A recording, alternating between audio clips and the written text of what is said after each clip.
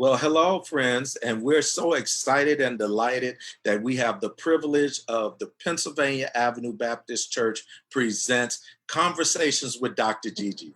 This has just been a wonderful series of times we have together where we share with regard to all healthy conversation so that you will know what to do and how to function and how to have some great joy. So we have a great panel here for you today, and we're just looking forward to just a great time of presentation and question and answer. And so without any further ado, I will introduce the wonderful, the dynamic co-host, Dr. Gigi El-Bayoumi. Dr. Gigi. Why, thank you for that warm introduction as always, Dr. Reverend Curry. I am delighted, and the Rodham Institute is delighted to be in partnership with you because these are such important conversations. Just to remind our audience, the Rodham Institute is dedicated to improving health equity in DC. And let me tell you, we've been really busy since COVID. We've had 36 webinars so far, delivered 2,000 meals, almost 3,000 masks, and really trying to shine a light on the inequities and the disparities, which have only increased. So I always start by giving you sort of a little update about COVID. COVID, in terms of the District of Columbia, I mean, touch wood, you know, we're doing better than a lot of other places. We've lost about 601 people to COVID. 85% are African Americans. So the vast majority of people that are dying, unfortunately, are African Americans and also above the age of 65. The mayor has put in some quarantine requirements for people that are coming from out of state for 14 days. And I would suggest that people really check before they do any travel to make sure that they don't get caught, you know, in this limbo. I think our issue is really a couple of issues. One, the people that are coming from out of state, even though we're not a state. And then really the other health issue that's really going wild is the gun violence, unfortunately. Lots and lots of kids. And actually, I was talking to one of my colleagues today who works in the emergency department, and she believes that, especially because the age of the kids that are involved are much younger, that some of it may be fueled by money and needing to support families, you know, the kids that see that their families don't have food and so forth, not to mention that it's a hot summer, not to mention that all the programs with mediation and youth activities are really suspended.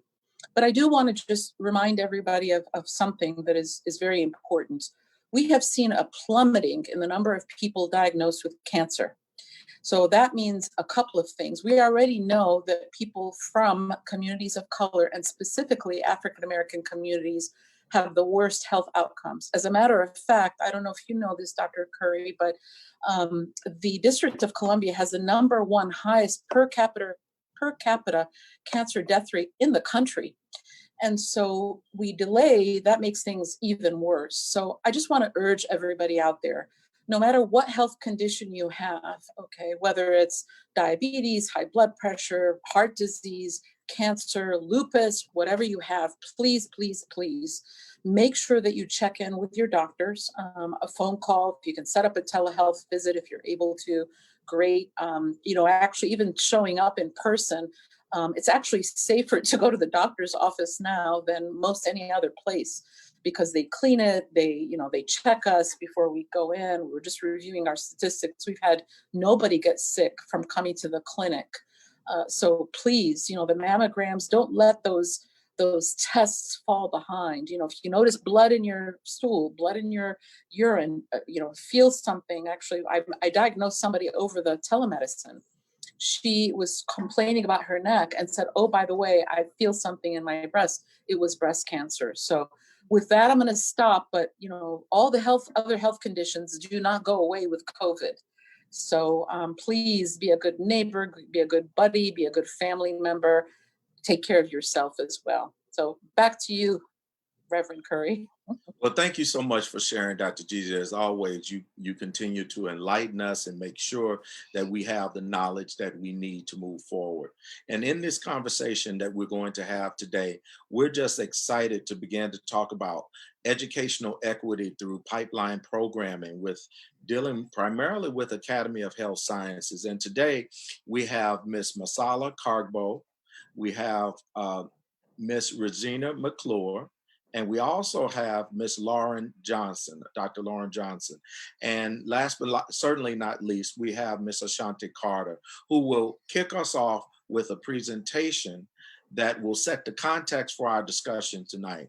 She will be followed by Miss Regina McClure, who will also have a presentation, and then we'll follow all of that with discussion.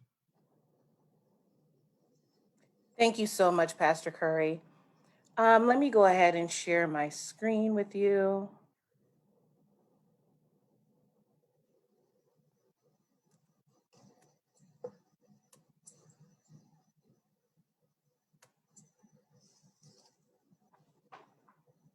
Can everyone see that? Yeah. Perfect. So we're going to talk about the pipeline of education equity, sealing the leaks, and repaying the education debt. So when we think about structural racism, I liken it to Lego blocks. So with a Lego block, you can build anything, a house, a church, building skyscrapers, their communities. But with structural racism, it actually houses institutionalized racism. Those are the policies that keep people of color away from resources such as education. So with structural racism, it's the normalization of racism. So when we think about a community that's predominantly African American, sometimes we think of it as being overly criminalized. Oh, wow, that's a bad community versus a good community, which some people liken to a white community. So it's a normal part of our speech. So that's structural racism. And one of the resources of institutionalized racism is education. But we can't talk about that without discussing the social determinants of health. I'm a tea drinker. So I think about tea, that's your health. And then the sugar, that's your social determinants of health. So the sugar determines how sweet the tea is. So looking at your health, your life, the privileges that you have, that's the sugar. That's going to determine how sweet your life is. Do you live in a community where you have programs that help students to persist through high school and even to college? Do you live in a community where you can play outside or take a walk outside to help you with your weight? So those are the things that we're looking at when we discuss the social determinants of health. So the National Institute for Healthcare Management, this is an infographic that was released yesterday. So this is about the long-standing inequities caused by systemic racism that exacerbate our health impact. So we see food insecurity. Black Americans are twice as likely to face hunger compared to their white counterparts. Housing insecurity. Black individuals make up 40% of the homeless population. And even now with the policy that will expire, now you're going to have people who are losing their homes. They can't pay rent, all because of COVID and unemployment. Wealth, the net worth of a typical white family is 10 times of that of a Black family. But I want to bring your attention to education. 40% of Black students receive a 4-year degree versus 64% of white students. And of course, we have mass incarceration. That means that we have a lot more work to do as it relates to education. So, what's an education debt? You didn't hear me talk about an academic achievement gap. I use education debt. So this term was coined by Dr. Gloria Ladson-Billings. She is a former president of the National Academy of Education, and she applies critical race theory to education. That's a fancy way of saying that she looks at the dominance of power and power dynamics in education. She's also the first Black woman to receive tenure at the University of Wisconsin. And she's not looking at what's wrong with the Black community as it relates to education. She's looking at what's right. What is it that we're doing that's right? And what can we do to replicate those models that actually work, such as AOHS? So the achievement gap versus the education debt. I told you the achievement gap, it's a health disparity in test scores where people usually compare Black students to white students, Latinx and white students, recent immigrants and white students. The focus is actually on the students, the parents, and the communities. No blame is placed at the feet of historically racist policies, such as anti-literacy laws. When enslaved Africans were brought to this country, and in a state like Virginia, where I live, the death penalty was imposed if a Black person, free or enslaved, was caught reading or writing. So this also comprises the education debt. It comprises historical, economic, socio-political, and moral components. So it's a debt, right, that's paid, that's due to our students. There are intergenerational effects. And so eroding the educational debt, we look at programs such as the Academy of Health Sciences, where it looks at leveling the playing field, right? It looks at giving the students the opportunities that they need in order to persist, not only through high school, but to college. So then we live in a community of equity versus equality. As you see, the little person short in stature, yeah, they have a cart too, but they still can't get the apple. We want equity. So some people may need more help than others. And that's also with our communities. When we invest in our students, we're investing in our communities, right? So we have to also hold our politicians accountable. So let's breathe for a minute, because that was heavy. Breathe for a minute, in through the nose, out through the mouth. That was so heavy, but we're gonna have a great conversation. And remember that education is our passport to the future, where tomorrow belongs to the people who prepare for it today. And having this conversation, we're actually on our way.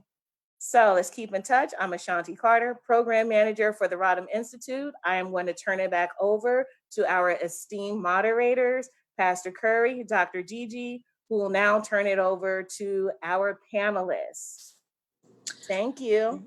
One more statement, Ms. Carter, can you tell us what you're getting your PhD in, please? Higher Education Administration, and my dissertation is actually on pipeline programs. So this is near and dear to my heart. Thank you. Well, thank you so much, Ms. Carter, for the great presentation. And we do want those references and slide deck so that will be helpful. Now we'll have Ms. Regina McClure, who will share with us from the Academy of Health Sciences at Eastern High School. Thank you so much. And before I start, I just want to thank Dr. Gigi and Ashanti so much for bringing the NAF Academies of Health Science on today. We worked, all three of us worked with the Rodham Institute last year in a variety of ways. I know my students really enjoyed a panel discussion with different doctors actually on George Washington's campus. And then Miss Ashanti, like in the throes of the beginning of all the COVID-ness, she came and did a lunch and learn, I know for sure with Coolidge, and then definitely with us at Eastern, and really gave students kind of the first real news about what COVID is. And so we really, really value that partnership. So I am the director at Eastern Academy of Health Sciences, and all three of the panelists, the educators on right now, Ms. Johnson, Ms. Cargbo, we're all NAF directors at these different academies. And so though our academies all kind of look a little bit different in different ways, we still have the same basic structure. So I'm sure some of what I share today there's some similarities across the schools for how we're serving our students. And just a plug to our Twitter and Instagram accounts. Those are great ways to really follow the life of the academy and what students are doing on a weekly basis. So just to give a basic overview of what the Academy actually looks like and what our goals are. First and foremost, we are really focused on serving 9th through 12th graders and really building this family structure and building that relationship. We can't get too much work done if the students don't trust us as an academy and what we're trying to provide for them. So we really, really do stress this community and family structure. And we do that by having listening sessions. So we'll have all the, meet as academy classes, and the adults will shut up and just take notes on different thoughts that the students have, different ideas, their hopes, their dreams. And we adjust and shift our planning around that. So it's very student focused in that way. We also do academy town halls on a quarterly basis. So bringing all the academy together, all in the auditorium or virtually now, and going over announcements, housekeeping, goals, data, etc., shout outs. And it's amazing how much that really glues the academy together across grade levels to see that they're all part of a place or in a space and a sense of belonging at Eastern. And we also really work, it's actually not too much work at all. The academy staff is very close, and we are a team, and we are a unit, and the students know that, and all three of us are there to serve them, and they know that too. And so I think the structure that the adults provide also, the students can feel that it means a lot to them. And I always feel like we could be doing more to engage our student families. We have some ideas around that for this upcoming school year, but definitely trying to at least make monthly contact with updates. And then all the field trips and lunch and learns and guest speakers, those experiences going out of the building and experiencing new opportunities really does create a feeling of togetherness, which we really value. And then once you have the trust built with the students, then we're able to move toward professionalism and planning for graduation and beyond. And so you can see when we say employability skills training, students do a lot of work around resume building, interview skills, networking, skills like that, starting as early as their 9th grade year. We really care about them holistically as a human, but also holistically as a student. So the academy staff is very involved in their grades in all of their classes. So we do maintenance Mondays where I'll pull students for brief periods of time, and we go through their grades for all of their classes and make sure that they are starting their GPA strong, either 9th grade year or 10th grade year, so that they have all these options when they are 12th grade, specifically with their GPA. And then a big piece and pride of our academy is just really facilitating service learning. So especially since our students are going to be working with the public, they're going to be working in a helping profession, giving them that exposure to what it's like to work out in the community and the challenges and the joys that come with that. So to graduate, students have to have at least 100 hours of community service. We require 120 hours for them, but we also provide a lot of opportunities for that as well, which include helping with our feeder schools, like our middle schools or elementary schools, or doing different community events like blood pressure screenings. I was just talking to Reverend Curry about how we want to get involved with the local church and help with blood pressure screenings there whenever the students are safe to do so. So those are just some of the structures in place within the academy that's meant to serve students. And then you can see on this screen here, I won't go through all the details, but in addition to all the regular courses that they take to graduate, as they would, as any high school student in DCPS would, they would also take an additional medical science course. And so you can see some of the topics that they cover. So even as a 9th or 10th grader, they're learning about heart disease and infectious diseases, diabetes, really important issues through our community. And it also looks great on a college transcript for students who are seeking to go to college. Instead of having 4 sciences, like the classic 4 sciences on their transcript, they have at least 8. And so that's also a really great opportunity for them to shine on their transcripts. A particular pride and joy at Eastern is our Accredited Emt Program. And so we just got accredited last school year. And so we're still navigating we're working hard and trying to shift and adjust for what that is going to look like this upcoming school year. But nevertheless, students have the opportunity to graduate, sit for licensure, and then if they pass it and get their EMT license in DC, we have a pipeline partnership with AMR ambulance company who is looking to hire them if they are eligible and they go through all the hoops that we put them through. And so it's just a really lovely partnership that we're really looking forward to growing and strengthening as the years go on. And then last but not least, we really depend on our community partnerships. Rodham Institute is one of many that we really appreciate. And so you can see the list here, and that list is going to continue to grow. But students, before they graduate, are required to do at least one paid internship. So they normally do that during the summer after their junior year. All of us have some high flyers who are able to do it after their sophomore year as well. And we were able to do virtual internships this past summer. Students were able to pivot and rock and roll with us. And it was a really great experience for the students and for us as educators to kind of observe what this the virtual learning space can look like and adjust for the school year. And then again, in addition to the internships, there's field trips. I really am excited to foster more shadowing opportunities in the upcoming year when it's safe to do so in person. I think that's a great opportunity to match students to what their potential careers will be or what they want them to be, and then being in the field and actually getting to touch and feel and see what it actually looks like. So that's the direction I know that Eastern is going when we're allowed to. So yeah, that's a basic overview. I know we'll get into discussion soon and happy to answer any specific questions from there, but I'll turn it back over to Reverend Curry. Well, thank you so very much, Ms. McClure, and certainly Ms. Carter, for this wonderful setup with regard to our discussion. And I wanted to begin with you, Ms. Cargbo. If you could describe for us how your position impacts education equity. Based on what we've heard, we've seen great pipeline, we've seen an understanding of this whole notion of equality versus equity.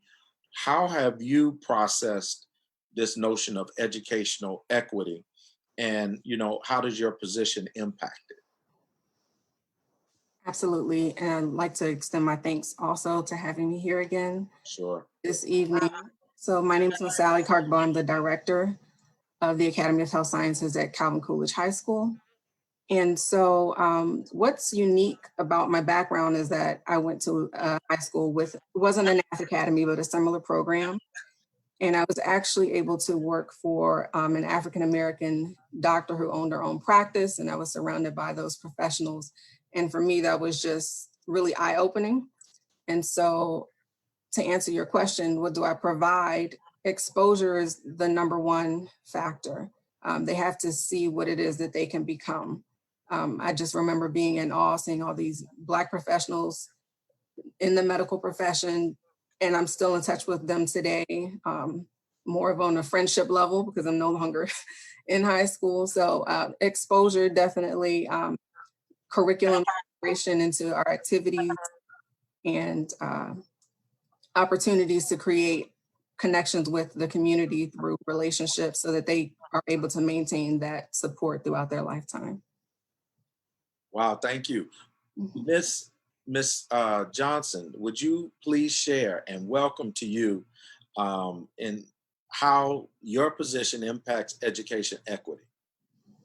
Absolutely. And I want to thank everybody for the invitation. It's truly a pleasure to be here. I look forward to building our relationships.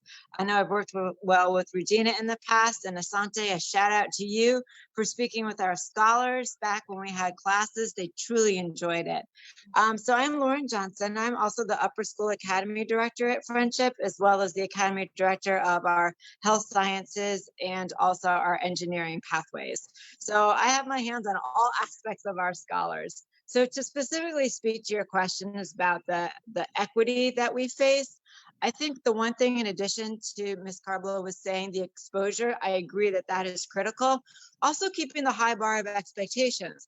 Oftentimes our scholars, they see maybe some of these terminologies, they watch some videos, they hear from guest speakers, they might shy away to think, well, I'm not sure. No, you are sure. You can definitely meet these rigors. You can definitely reach these high goals of anything within the Health Science Academy that we set for you.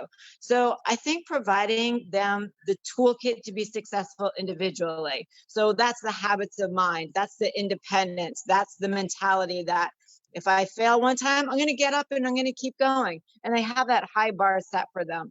At Collegiate, our mission statement is all of our scholars go to and through college. So we heard earlier in the presentation, just that college readiness, the exposure, the career awareness, those are all critical components. So I think keeping the bar high coupled with the exposure, I think are two critical ingredients. Plus, I must say, knowing the staff that we have, and I think I can speak on behalf of all of us, like we love our kids. So they see that from us and they see that we believe in them and we know they can do it. And I think that in turn empowers them, having that very positive, encouraging voice. Ms. McClure, any additional comments on how education equity is impacted by your work? I think what I would just add to build on everything that my colleagues have said is just access. So the exposure, the high expectations, and then access to these resources. So really building opportunities so that if a student wants to be an OBGYN or they want to be an EMT, we have connections, we are able to put structures in place so that they can actually see that through and see, go to a hospital to get those connections to be exposed to what that could mean for them or what that needs to look like. So building those bridges for them is a big piece of building that equity. Well, that makes me ask a question of all of you here. How important is mentoring as it relates to persons in a given specific field for the Academy of Health Sciences with particular opportunity? Maybe someone that wants to be an EMT has a mentor that's an EMT, or OBGYN has a doctor who's an OBGYN. How important do you feel that is in terms of the overall exposure? Anybody? So I think mentoring is, I'll jump in. I think mentoring is key in order for students to just stay the course, even if they have the idea of I want to be an OBGYN or the idea of I want to be an EMT. In school, they'll get the direct instruction, they'll get the information needed. However, just that long-term push and someone that's already been in that position saying you're going to need this, this, and that in order to get where you need to go. They've been in that position, they can encourage them, push them along. Sometimes joining alongside their families. So in some cases for students, they may not have the family support. So I think mentorship is key. Dr. Reverend Curry, if I could just jump in as well. I think that sometimes we think of mentoring as just one individual that is everything to that student. But the reality is that, I mean, if I look back on my own life, even now, you have mentors for different things. That you can have a mentor that's a family member that maybe didn't go to school or didn't complete their education, and can really be a source of encouragement. Of course, seeing yourself in various careers is important. But I just wanted to step back and make an important point about why are these pipeline programs so important, especially from a health equity lens. So back in 2013, the National Medical Association, which, just to remind everybody, when Black doctors were not permitted to join the AMA over 100 years ago, Black doctors got together to create the National Medical Association. And by definition, they were interested in health equity before that was even coined as a term. The white paper that was issued on African American health shows that when you have Black doctors and Black doctors take care of Black patients, Black people's health improves. That's probably the most dramatic among Black male physicians who take care of Black males.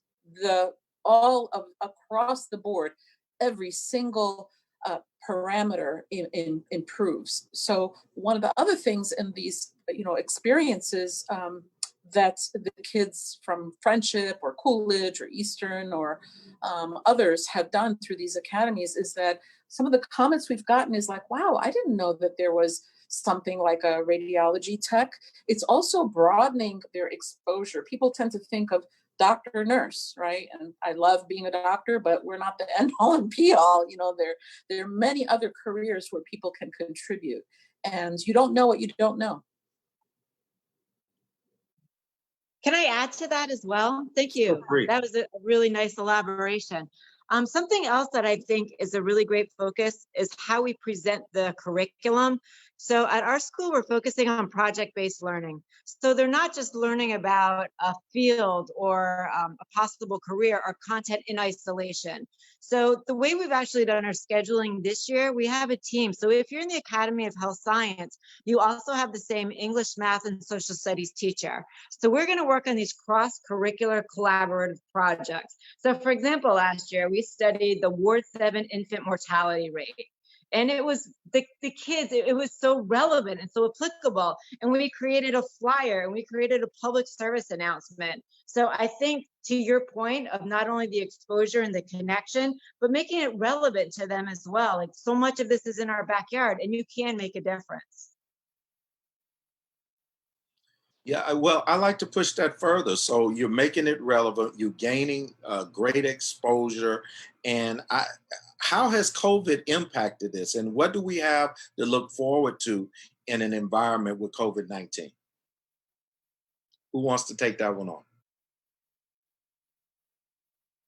Well, there's a lot of ways to go about that question. Sure. I'll dive in just to speaking of relevancy. I think our students, I appreciate how there's been a push to really elevate healthcare workers and the fact that they are heroes and they are on the front lines. And I think it's been powerful for students to see that. We've definitely had conversations about like, okay, are you still interested? Because knowing that you'd still be going to work, like you be in the front line and just gain that pulse. And students they are still interested and they understand the power and the importance of the role. So, and a lot of the work around the internships this past summer were around public health and doing public service announcements. And Georgetown had a project and Children's National had a project. And so students were part of the public health initiative and on the front lines of that this summer. So COVID, I think, gave them a chance to really look at healthcare and public health, because it's a hard thing for young ones to wrap their mind around what public health is. They have a much better understanding of it now. Okay, Ms. Carbo. Sure, absolutely. So as the students say, COVID is real. Sometimes being in the classroom, you talk about different health disparities, and they know diabetes is real. They've experienced family members and cancer is real. But when it comes to something so widespread, again, as Ms. McClure mentioned, sometimes they can't wrap their mind around public health when it hits, and then it starts to come back like, oh yeah, we did talk about epidemiology and some of these other things that play a role in public health. They begin to understand that, okay, COVID is real. And there were definitely, they've expressed fears about moving into, they understand, maybe not fears, but they understand the heaviness, the importance of what they may be stepping into if they decide to maintain on the path of pursuing a career in healthcare. So as the students say, COVID is real, and then they understand that it comes with a responsibility. They're responsible for caring for their community.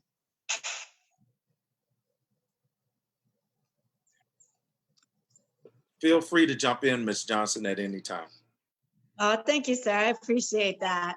The one thing I will add that I think my colleagues have been in on this training as well is there's a website called NetPress, and there's another one called Virtual Job Shadowing. So these are resources that we've used in the past, but COVID has really forced our hand to take a look at how to make digital learning more relevant, especially in a health science career. We're not going to be doing these hands-on labs. We're not going to be doing a pretend autopsy and putting up police line tape across the health science wing. How do we make it still engaging and applicable? So I think, how can we also leverage technology? So COVID is maybe, on a positive side, opened some avenues for us that we wouldn't have used before.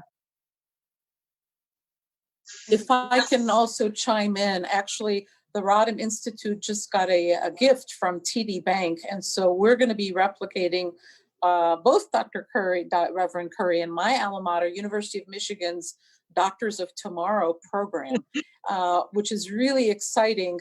This is allowing kids really to have the full experience with getting a white coat and all of that, going into labs and so forth. So right now at Michigan, where it's a 6-year-old program, they are converting everything to online. And I have to tell you, this summer in our boot camp for the Health Educational Leadership Program, which is middle and high school students, there's been more participation from clinicians, because the barriers of trying to make the time to get there, to spend time, has actually been whittled down. They can do it from their home.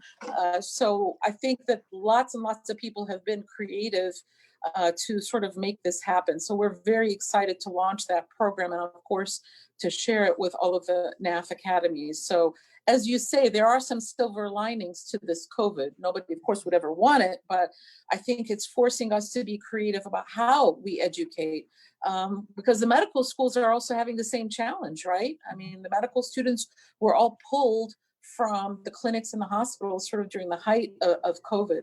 And they pushed us older people to do all the work. But that's another story. Something else I wanted to add about COVID, I'm sure Coolidge and Friendship feels the same, is that you really see the impact of the family of the academies during this time. So like my teacher, we are getting the contact from the students. Students are reaching out to us. So they have like their haven, they have their group, they have their people.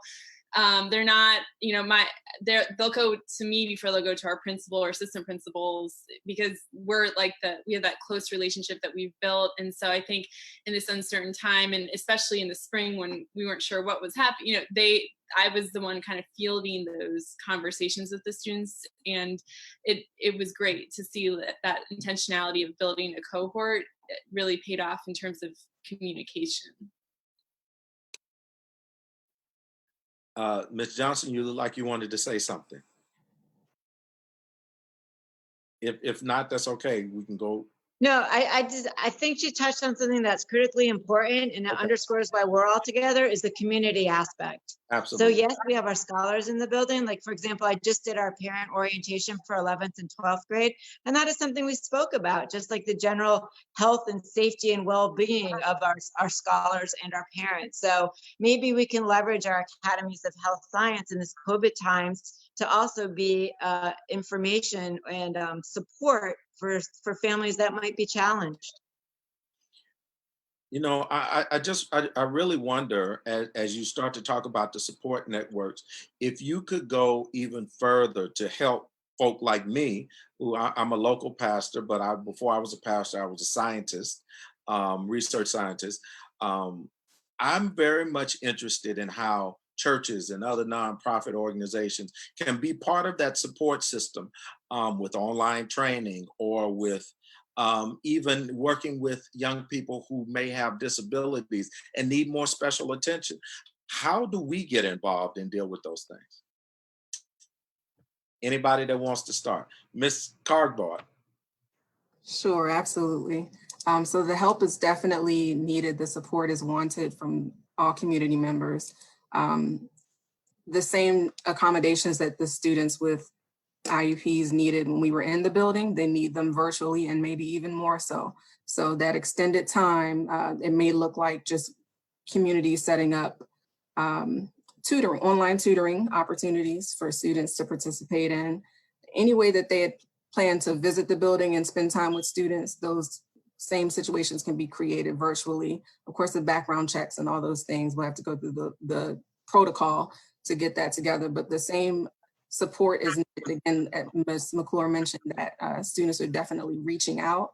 They want the help, and educators are working really, really hard to provide that help, but as much support as we can receive, it may be even be an early morning, just before classes start, 30-minute, I'm here, I'm available. And if math isn't your thing, maybe it's English, whatever support you can provide. Well, I like to definitely figure that one out, and we'll talk more offline about that. I would love to do algebra or geometry or trig or calculus and just have fun, or chemistry or physics, or any of that stuff. Well, I think it's important also that kids see you, Dr. Reverend Curry, as being a PhD, having a PhD in chemical engineering. I mean, to know that you are both a pastor and a chemical engineer who has research, you were a research scientist. I think that is so powerful. I think it's more powerful than any lecture that anybody can give. So. Thank you so much. Dr. Curry, I'm going to shout you out for using the words fun and calculus in the same sentence. Oh, please. You're my kind of guy. You know, it actually is fun. You know, I agree. in the beginning, but I love it. I grew to love it because I got the right teacher that helped me understand the significance of, you know, how all of these things connect, why it was relevant, and then the world opened up for me. And so it served me well all throughout my partial differential equations and other sorts of stuff in engineering. So let me just ask this. I'm sorry, Pastor Curry, could I jump in? Man, please jump right in. Okay, thank you. Just with your question about the pastors and so forth, I think we had a conversation just with pastors looking at the capital that's in their congregation. If you have retired teachers, or if you have someone like myself, I used to teach. I cannot do calculus because I forgot, but just with the other stuff, I can do some bio, some OChem, but also helping students to apply to college. So if a church could perhaps have a workshop about writing the personal statement, for college applications and so forth. So really just looking at and harnessing that capital in their congregation. That's another way of providing support to our educators. Awesome. I don't know all the best practice of this or even the legality of it, but I really do have students who don't have a lot of students have access to technology now. Like a lot of schools are working on that piece, but like a place and space to sit and get work done that will, like, where they can be in a mind space to sit and get work done where there aren't a lot of distractions. That's been heavy on my mind for a lot of the students I know who school is a haven for them. And so being at home, like depending on what home life is like. And so I don't know if churches are even opening their doors right now, but if there's students already in your congregation, like opening, socially distanced and everything, but just really like an actual physical place for kind of a refuge or a workplace for students to get their online work done. I do get concerned about students in that situation. And then definitely, I always think of like terms of case management or mentoring, like students in your congregation, like checking on their grades and like really like, walking them through like, how are you doing? Like going through their schedule, how are these classes going? And just the detailed work of just really checking on how they're actually doing in their schoolwork, I think could go a long way too. Yeah, for those in the congregation, we definitely check on the schoolwork. And I talk to all of the kids regarding their grades and what have you. But you raised something very critical, and I think could be very helpful. How we begin to repurpose our organizational space for the greater good of the community. And it combines with what Ms. Carter said to begin to look at that capital that we have in the context of our congregations and other nonprofit organizations, and then maybe having some tutorial, say we look at social distancing or technically physical distancing, where we have an opportunity to really help students overcome the achievement gap. Let me use educational debt, which we really then need to begin to make sure we get the debt paid down so that they don't have to carry that debt forward, because it does accumulate with interest. So I do have this particular piece though. One of the greatest challenges we had in education heretofore was with special ed, young people. And I'm very much interested in, with this online piece, how are we dealing with the Academy of Health Sciences, these pipeline programs, and kids that are literally, we're dealing with the special education aspects or who have learning disabilities.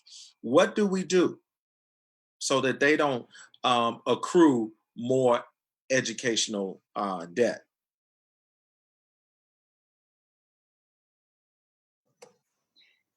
So Ms. Carter? Whoever wants to start.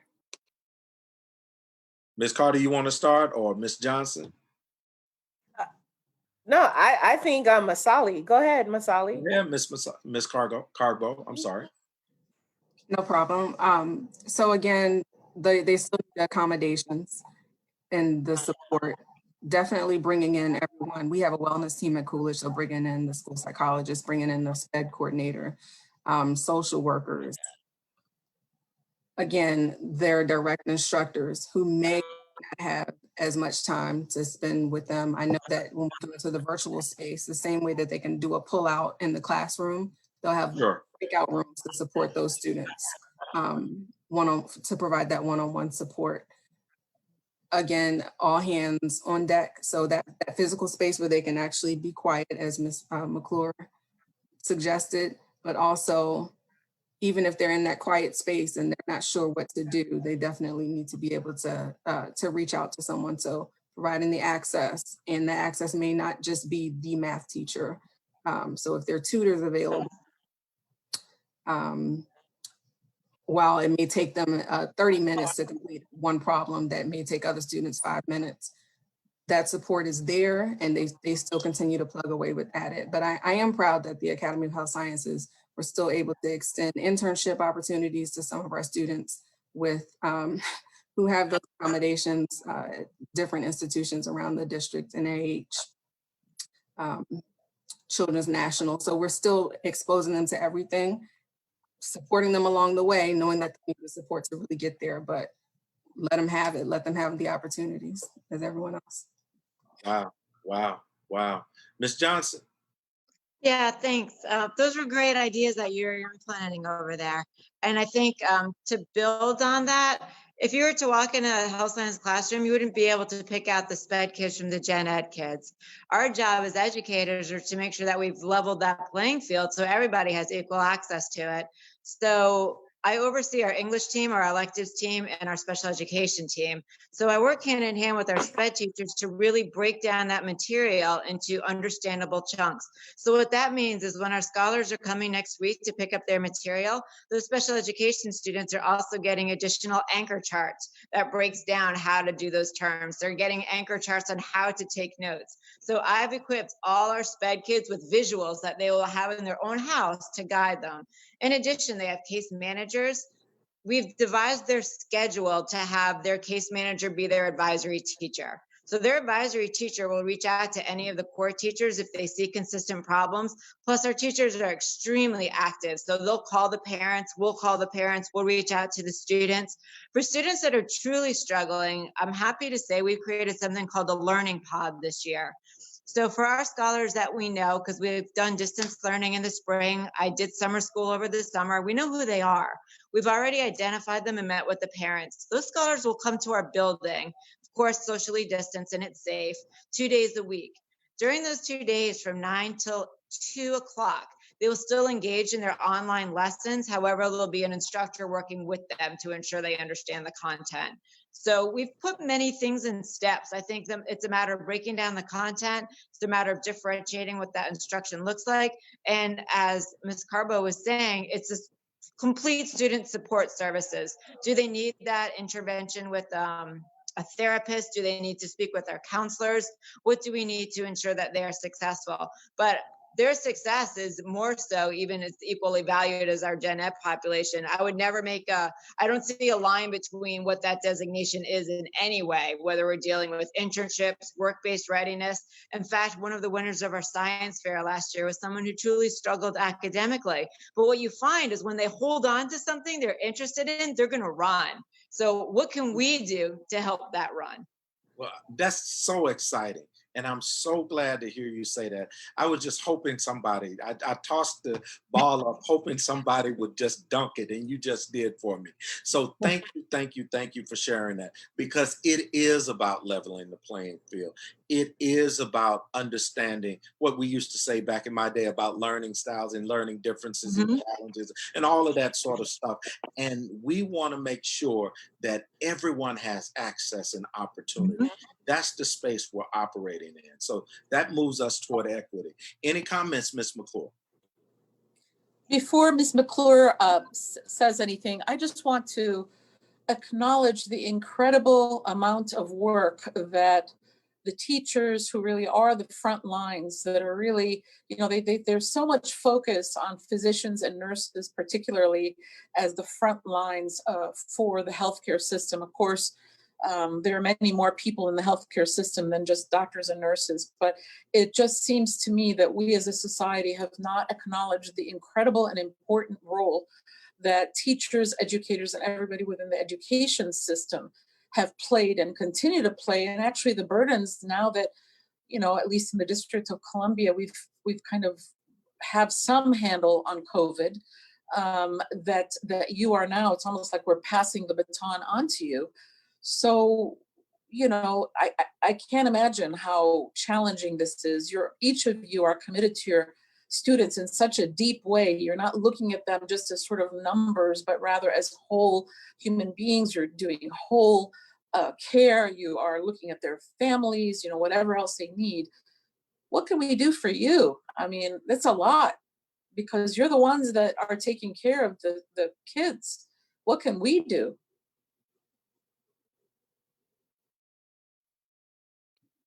Thank you. That was just very kind.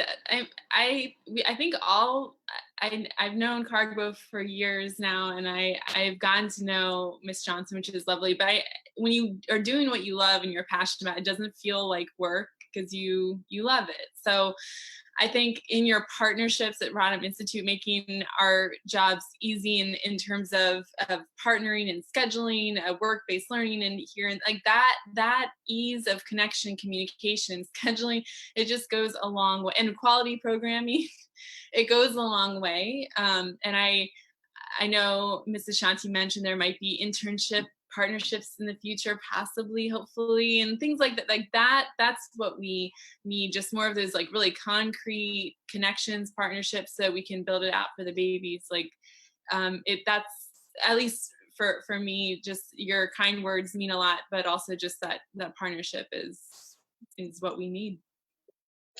I totally agree. So if I could echo that, if you're offering, we're also working on our work-based learning calendars right now. Anybody you have that would be interested in doing a virtual lesson, discussion, tour, I would welcome that. Even Dr. Curry, if you have anybody in your congregation that would be interested, please send them our way. I'm sure I speak for all of us, knowing that the work-based learning understanding, the exposure is really critical. You know, that would be great to think about how that could be spread in the community so that you could foster learning environments in homes where folk live, so that folk have a better understanding of what their children and young people are engaged with in school every day. And I think that's pretty ingenious right there, that I think is a point that we don't want to lose. And I'll think some more through that, because thank you for that offer. I'm really looking forward. I do have one last question that I want to ask all of you, and I think it's something that's necessary. You know, you all are in special places. Indeed, you have what some used to look at as maybe a magnet school within a school. And this Academy of Health Sciences, unfortunately, is not a program, one of those pipeline programs that exists at all the schools. So what can we do for students that said, I want that at my school, but it's not available? How can we help them? How can we help their parents? Who wants to jump in? I think empowering parents to let parents know how much power they have is a component here. I just an example from this week. There was a parent at another high school.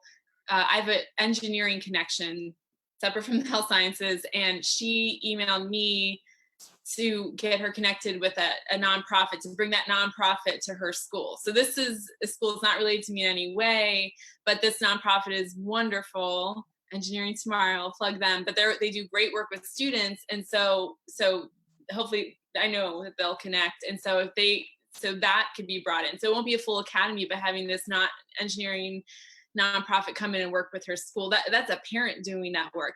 I'm not saying the parents should have to do that work, but parents have power to bring things to the school if they have those ideas, those resources, connecting to letting it be known at the school their student attends what they want for their child. That can get some wheels moving as a step.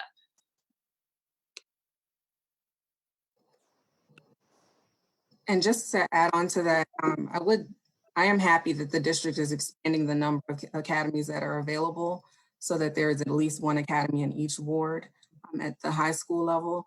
And no, if they're at a place where there is no structured academy, the help is still there. And so again, those work-based learning experiences, those are still things that parents can do, can still create.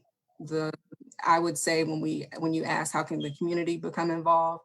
So again, no, there may not be an academy that you can go to, a coordinator that you can directly speak with, but if communities continue to offer opportunities that are just far reaching, you can have a virtual info session on engineering or whatever. So no, they didn't attend the work-based learning event as part of an academy, but they still learned about a career that was offered by a community member. And that's really what the academy is about, connecting the community resources with the students and implementing it alongside their academics. So definitely parents, aunts, uncles, grandparents, pastors, everyone can still add to the table and just leverage their social capital.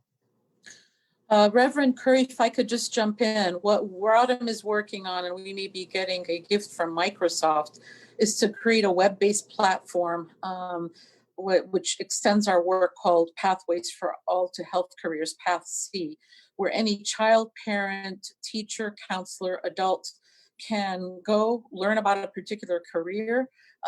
Maybe they'll get connected to a shadowing opportunity, learn about the educational pathway, learn about what scholarships there may be available, and then ultimately to get connected to college and ultimately to a job. So stay tuned. That will really make available in a virtual way, free to everybody in the District of Columbia, these opportunities, because you're absolutely right. I mean, it's great. The NAF academies are excellent, and they've got some really great data to show how the kids do, but it should really be available for everybody. So we're working on that. Stay tuned. We hope by this time next year, we'll have something available. Awesome. Ms. Johnson, anything? Any thoughts? You got me thinking about how we can involve the greater community. So Friendship is a charter school. So right. we're a little step off from DCPS. So we have the academy and we promote it greatly as part of the flagship idea of to and through college. So that being said, I'm wondering if maybe we can join forces and do some sort of a community health awareness, especially in light of COVID. So maybe there's something that we can collaborate with and even have the students present it, and we can have some members of our community as well. So something that we're being informative, but we're also ensuring that our scholars are getting a chance to share their learning in a different platform. The other thing I recommend is, I don't know how the other schools work, but at our school, we give the students an opportunity to just take one class. So they can choose, like, I might want to just take medical intervention, see if I'm interested, versus commit to the whole pathway of courses within the academy. So perhaps there's an elective, maybe that we could work with some DC schools on to try to build out a course. I don't know if it's in the CTE catalog, but it might be worth looking at if there's something that might be an entry-level class to encourage healthcare awareness across high schools. I think that would be a tremendous opportunity, and indeed a blessing. Unfortunately, our time has already expired, and we are just, I'm so excited. We need to have you all back again as we have further discussion into the fall regarding, what's happening, how things are improving, and how things are going in terms of COVID and this online distance learning, this even teleeducation component that we're looking at. Really, I'm so thankful for each and every one of you, Ms. McClure, Ms. Cargbo, Ms. Johnson, Ms. Carter, and certainly I will let my co-conspirator in education and trying to make things work, Dr. Gigi El-Bayoumi, have the last and closing word. Let me make sure I'm unmuted here. Well, thank you. And I'm so proud that we are working together with these incredible people. As we always say in an African proverb, it does take a village. And the more that we can work together to identify what the issues are, the more that our communities can be healthier and our children can realize their full potential. So thank you, as always, Dr. Reverend Curry. You are an inspiration to me. And thank you, ladies, for making this just a powerful part of my day. And thank you, Ms. Carter. Thanks, everybody. I hope that everybody continues to stay safe and healthy. And yeah, thanks. Well, thanks everyone for your energy, for your enthusiasm, and certainly for your discussion around education. And I'm just so excited that we will continue these conversations further. Conversations with Dr. Gigi. I'm Pastor Curry, Kendrick Curry of the Pennsylvania Avenue Baptist Church, and I'm just excited to work with all of you. Thank you, thank you, thank you. And we look forward to having you connect with us again. Take care, stay safe, wash your hands.